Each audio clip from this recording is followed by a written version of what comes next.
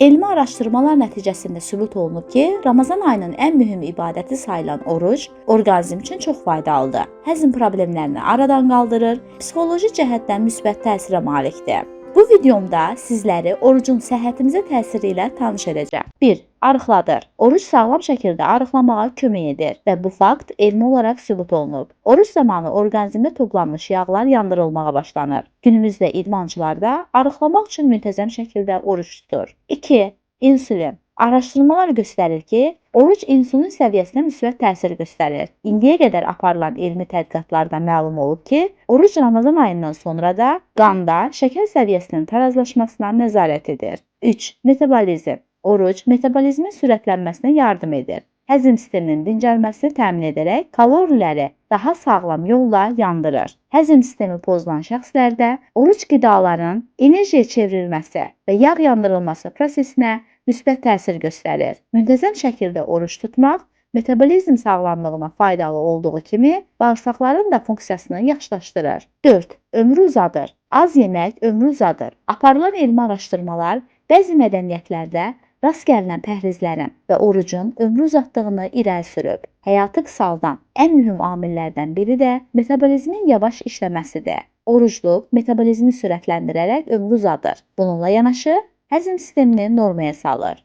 5. Aclığa dözüm. Oruc aclığa müqavimət göstərmə gücünü artırır. Pəhriz saxlayanda çoxumuz qaydaları pozuruq. Xüsusilə stresli zamanlarda bu vəziyyət daha da kəskinləşir. Oruc 30 gün ərzində davam etdiyi üçün aclığa müqavimət göstərmə gücü qazandırmağa yardım edir. Nəticə etibarilə Ramazan ayından sonra aclığa dözümlü oluruq. Oruc tutmaq aclıq təcrübəsi qazandıraraq orqanizmdə hormonların daha sağlam işləməsinə kömək edir. Elmi araşdırmalarda məlum olub ki, oruc köklükdən əziyyət çəkən insanlarda yemək istəyi siqnallarını bərpa edir. Məhz oruc hormonların düzgün fəaliyyət göstərməsini və aclıq dözümünü artıraraq metabolizmin sürətlənməsini, həm də həzm sistemi sağlamlığının qorunmasını, daha sürətlə arıqlamağı təmin edir. 6. Yemək vərdişini inkişaf etdirir. Oruc yemək vərdişlərini inkişaf etdirir. Yemək vərdişi başda həzm sistemi olmaqla ümumi sağlamlıq baxımından olduqca əhəmiyyətlidir. Beləliklə, oruc həddən artıq yemək istəyini aradan qaldıraraq köklük və kökəlmə problemlərini aradan qalxmasını təmin edir. 7. Zehni funksiyaları artırır. Elmi tədqiqatlar orucun zehni funksiyaları artırdığını irəli sürüb. Oruc beyində yeni kök hüceyrələrinin yaranmasını dəstəkləyir və kimyəvi maddələrin ifraz olunmasını təmin edir. Oruc, Parkinson və Alzheimer kimi zehni xəstəliklərə qarşı qoruyucu rol oynayır. 8. İmmunitet sistemini möhkəmləndirir. Oruc immunitet sistemini möhkəmləndirir. Sərbəst radikalların səbəb olduğu zərərlərin aradan qaldırılmasını təmin edir. İltihabı azaldır və xərçəng hüceyrələrinin yayılma sürətini ləngidir.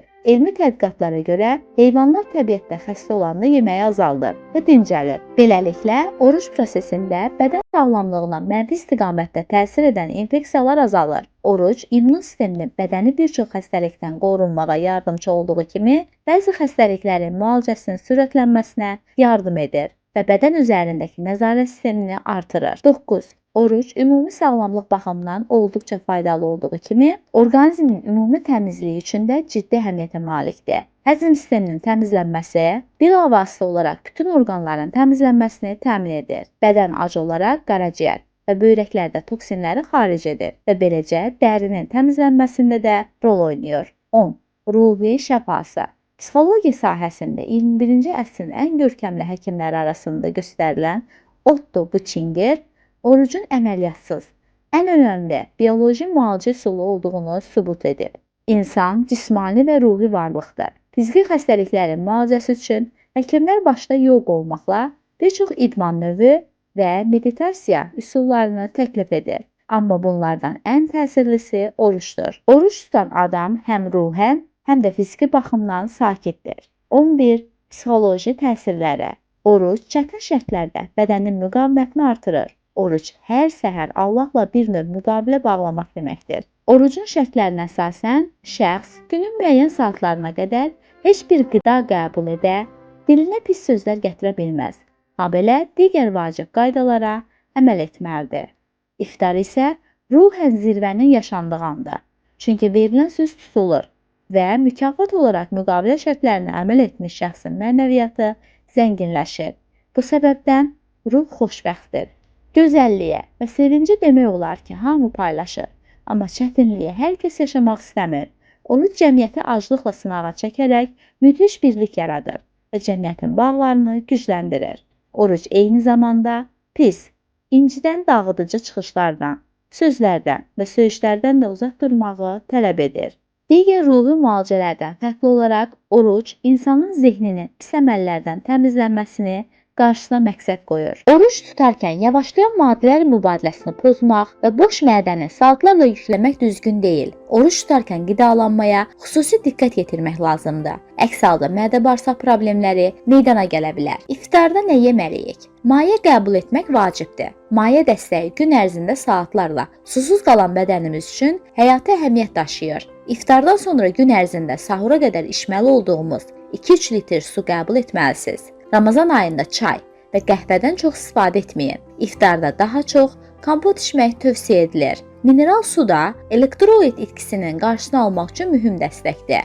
İftarla sahur arasında kifayət qədər maye qəbul etsəniz, ertəsi gün oruç tutmağınız daha asan olar. Xurma yeyin. Ramazan ayının əsas meyvələrindən biri xurmadır. Xurmanın tərkibində çoxlu sayda vitamin və mineral var. Lif, yağ və zülallarla zəngindir. Xurmanın tərkibində həmçinin natrium, kalium, kalsium, maqnezium, dəmir, kükürt, fosfor və xlor var. Xurmanın tərkibində A vitamini, beta-karotin, B1, B2, B3 və B6 vitaminlər də var. Xurmanın tərkibində hamiləlik zamanı vacib olan B vitamini olan fol turşusu da var. Fol turşusu orqanizmdə yeni qan hüceyrələrinin əmələ gəlməsində, orqanizmin tikinti materialı olan amin turşularının qurulmasında və hüceyrələrin bərpasında mühüm rol oynayır. Xurmanın tərkibindəki liflər qəbizliyə qarşı da qoruyucudur. İftar süfrələrinin vazkeçilməz qidası olan xurmanın ürək-damar xəstəliklərindən qorunmaqda, xərçəkdən qorunmaqda, boğaz ağrılarını aradan qaldırmaqda, bronxit, öskürək və soyuqdəymə şikayətlərini aradan qaldırmaqda təsirli rol oynadığı bildirilir. Lakin iftarda miqdarına diqqət etmək vacibdir. 3-4 xurma və 1 porsiya meyvə. İftarda delikates məhsulları, xəmir məmulatları, pide və şirniyyatlar yüksək kalorili olduğu üçün oruç tutanlarda kökəlməyə səbəb olur. Çəki artımından asılı olaraq qan lipidlərində və qan təzyiqində artım ola bilər. Kalpasa, saska kimi məhsullar yüksək doymuş yağ tərkibinə görə yeyilməsi riskli qida qrupuna daxildir. Ümumdünya Səhiyyə Təşkilatının dərc etdiyi son araşdırmaya görə işlənmiş ətlərin xərçəng riskini artırdığı sübut olunub. İftar su, şorba, pendir, zeytun, xurma və ya ərik qurusu ilə yüngül şəkildə başlayır və əsas yeməyə sonra keçmək daha məqsədə uyğundur.